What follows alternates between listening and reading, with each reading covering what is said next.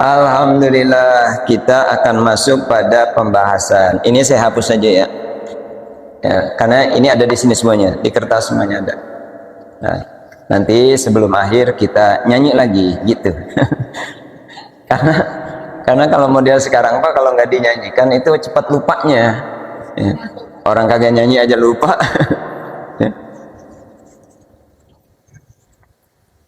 Dan kita lihat di sini wa ba'du fa'lam. Kenapa kok diawali dengan kata-kata wa ba'du?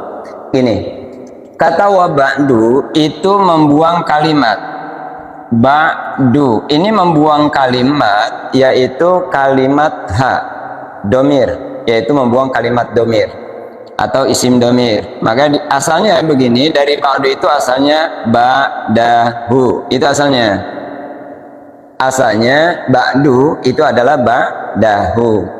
Nah, biasanya kalau di muqaddimah itu, muqaddimah pidato dan sebagainya, itu ada kata-kata amma ba'du, ya kan? Ada amma ba'du. Kenapa kok ada amma ba'du? Nah, kenapa kok ini dibuang? Ya, karena ini tidak dibutuhkan. Nah, dibuang amma ba'dahu, maka disingkat menjadi amma ba'du. Jadi mudhaf ilaihnya dibuang. Wa ba'du, jadi ba'du. Nah, isinya hu itu apa? Apa isinya hu? Isinya hu itu adalah marji domirnya kepada madzukiro, kepada madzukiro.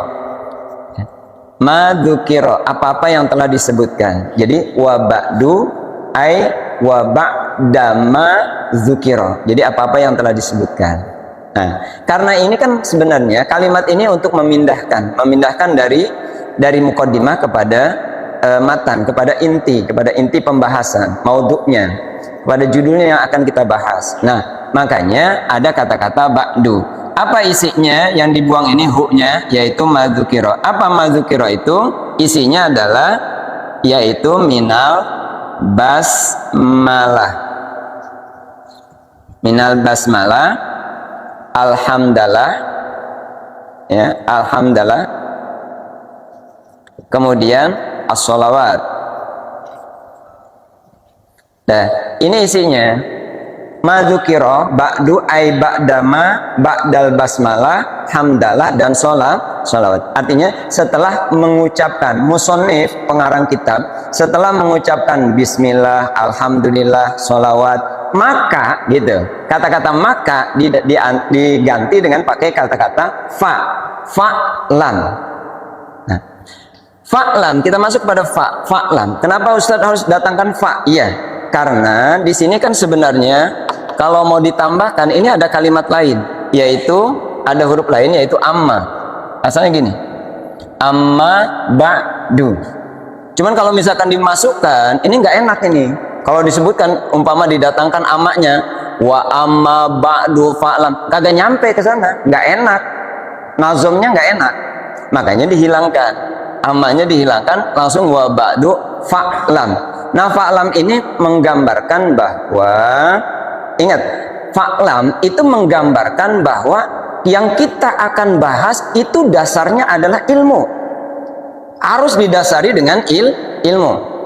Afdhalu dzikri fa'lam annahu la ilaha illallah. Kenapa harus pakai fa'lam? Kita lihat dulu. Fa'lam itu diambil dari kalimat alima ya'lamu i'lam.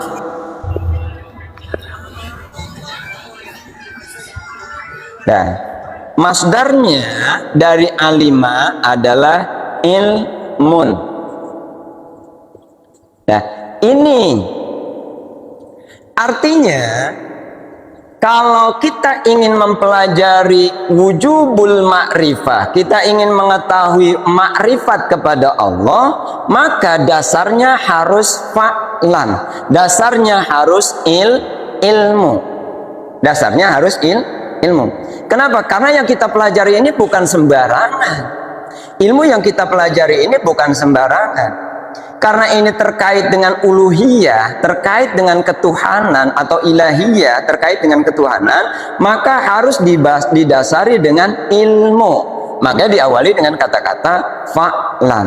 Begitu juga ketika kita ingin mengucapkan kalimat la ilaha illallah, itu juga harus didasari dengan ilmu. Fa'lan. Ingat, alima ya'lamu i'lam, madi mudhari amr, masdarnya ilmun. Ini luar biasa ini. Ini kalau dulu waktu saya kuliah, ini saya diajarkan di semester 4 ini. Berarti sekarang ibu bapak sedang kuliah semester 4. Nah, kan luar biasa ya. Masya Allah. Cuman lulusnya nanti dah, akhirat lulusnya. Nah, ini kan dasarnya adalah ilmu. Dasarnya ilmu. Nah, sekarang yang saya mau tanyakan, ilmu itu apa? Ilmu itu apa?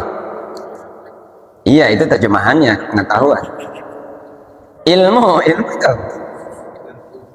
Sesuatu yang ilmiah, itu termasuk kategori terjemahannya juga.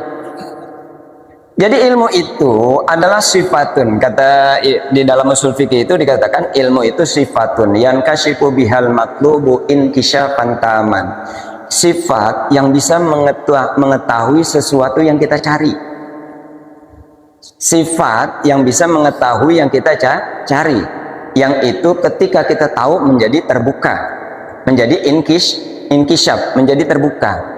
Jadi ilmu itu adalah sesuatu yang bisa mengetahui sesuatu yang dengan jelas, nanti dengan ilmu itu kita bisa memahami, menghayati, dan juga kedepannya mengamalkan.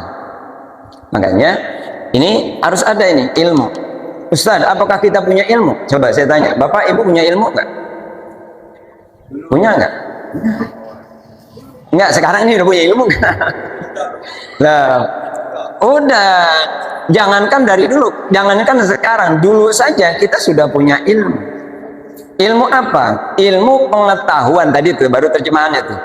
Pengetahuan terhadap sesuatu yang kita nggak tahu, kemudian menjadi tahu. Yang tadinya nggak tahu jadi yang tadinya nggak tahu jadi tahu.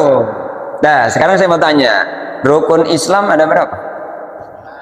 Nah, itu tahu, ilmu kan?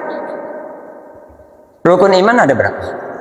Nah, itu rukun ihsan ada berapa? Hah? Ya nggak ada bagiannya, emang satu, dia emang nggak usah dibagi-bagi. Nah, rukun agama ada berapa? Itu tahu, berarti Bapak Ibu teh punya ilmu. Jadi jangan dikira kita mempelajari thariqah ini nggak dasarnya ilmu, kita dasarnya ilmu. Kita mengetahui kalimat la ilaha illallah itu akan memasukkan kita ke dalam surga. Kita tahu dasarnya. Dari mana? Dari kita mendengar guru kita. Namanya kita mendengar, kemudian kita memakai tanpa dalil, kita mengetahui, tapi kita menggunakan ucapan guru kita tersebut, kita meyakini ucapan guru tersebut, maka kita disebut dengan nama taklid. Si orangnya disebut muqallid. Disebut orangnya muqallid, sifatnya taklid, kita mengikut kepada guru kita. Namun karena kita belum tahu dalilnya, sudah sementara kita taklidnya taklid guru saja, ikut kepada guru begitu.